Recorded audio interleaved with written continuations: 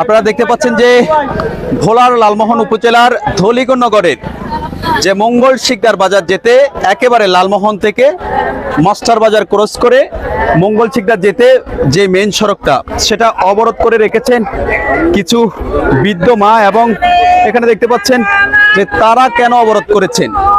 গত 11 নভেম্বর এই যে এই পরিবারগুলা 13 জন জেলে মায়ের দোয়া একটা ট্রলার সামরাজ থেকে 5 দিনের নিত্য প্রয়োজনীয় সরঞ্জাম নিয়ে তারা বঙ্গোপসাগরে যায়। সেখানে যাওয়ার পরে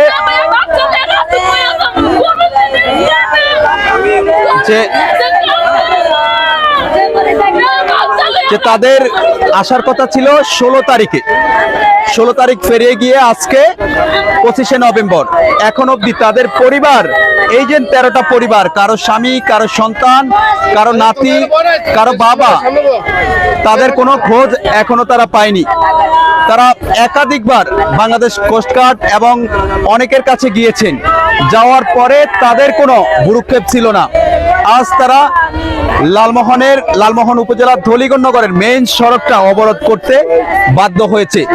তাদের দাবি বাংলাদেশ কোস্টগার্ড যদি এই যে বঙ্গোপসাগরে সেখানে যাওয়ার পরে 13টা পরিবারের প্রায় 40 থেকে 50 জন তাদের ফ্যামিলির সদস্য আছে, আজ তারা রাস্তায় বসতে বাধ্য হয়েছে। তারা এমনও বলেছেন যে আমাদের ইনকাম করার মতো যারা ছিল তারাই সেখান থেকে আজকে নিখোঁজ 15 থেকে 16 দিন।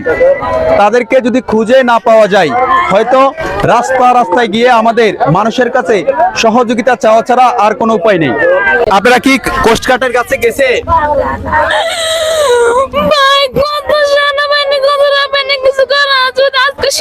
আপনার স্বামী? আমার স্বামী আছে, বাচ্চা হলো, রাস্তায় মরুম। আমার মতো কত মা বোন আছে, কত কিছু আছে, কোনো সিদ্ধান্ত না রে, রাস্তায় মানুষ মরে দিতাম।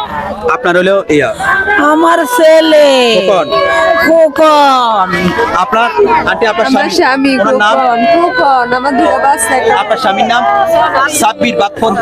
আমরা একটা নিউজ করেছি, আপনারা দেখেছেন যে বাক প্রতিবন্ধী যে মোহাম্মদ সাব্বির, তিনিও বিয়ে করেছেন মাত্র 4 মাস। নববধূ রেখে তিনি যে সামরাজ থেকে মায়ের দোয়া একটা ট্রলারে বঙ্গোপসাগরে গিয়েছেন। সেখানে যাওয়ার পরও আজকে 15 থেকে 16 দিন তাদের কোনো খোঁজ পাওয়া যাচ্ছে না। আপনার নাতি? আমার মাসুদ দারহুদ। বাইপুত, আপনার বাইপুতের নাম কি? হ্যাঁ, মাসুদ। মাকসুদ। আচ্ছা আচ্ছা আচ্ছা আচ্ছা। আপনার কে গেছেন? আমার ভাইও গেছে গো।